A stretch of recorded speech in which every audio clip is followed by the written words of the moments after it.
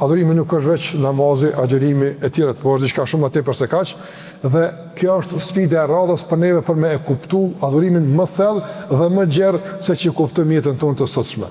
Adhurim është edhe, domthonë, pjesa e mbetur e jetës tënde, qoftë individuale, familjare, shoqërore e me radhë. Puna jote ku ti punon është adhurim. Mënyra që sillesh me njerëzit është adhurim. Durimi është adhurim. Falja është adhurim. Etika jote, vlerat tuaja janë adhurim. Ndërtimi i jetës bashkëtorë është adhurim. Me këtë mënyrë të sjelljes, me këtë reagim, a është Allah i kënaqur apo ti kënaqur? Dhe shpesh e gjejmë veten tonë se reagimet janë me inat.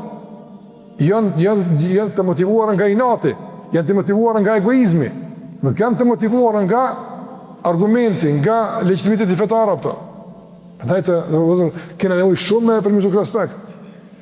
Po është e kuptueshme që unë si njeri mund të kem një nështë ndikim të nefsit në reagim me dikon, por duhet me menaxhu me adhurim. Veprimi jam, a mund të jetë adhurim? Jo, nuk është adhurim. E çka është? Nuk mund të ketë ndarje.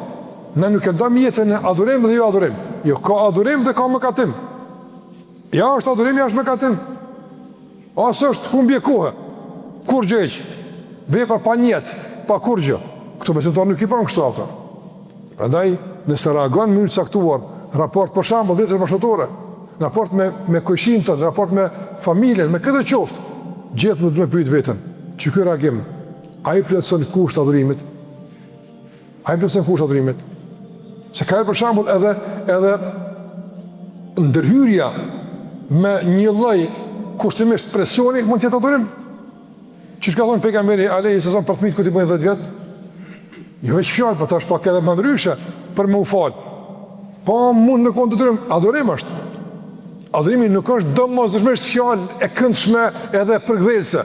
Mund të jetë fjalë qortuese, mund të jetë fjalë goditëse, ama është adhurim. Është adhurim.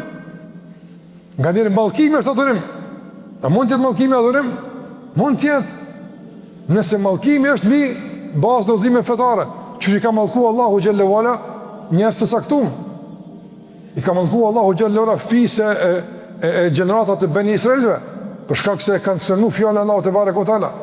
Na kur e zëm këtë mallkim, adhurim bujna apo çka bujna? Adhurim. Ne adhurimi është shumë më i gjuhë se që ne mund ta kuptojmë. Edhe kur e privon dikën nga një drejtë e caktuar për të mirën e tij, nga se ki bazë fetare për këtë adhurim, Këti bujna pse çështo Allah e kërkon.